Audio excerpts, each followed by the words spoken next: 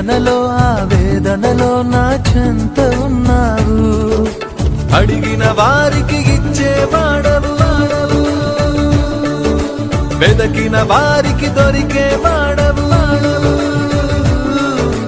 అడిగిన వారికి ఇచ్చేవాడవు, వెదకిన వారికి దొరికేవాడవు. తట్టిన వారికి తలుపులు తెరిచే దేవుడవు, తట్టిన వారికి తలుపులు తెరిచే దేవుడవు.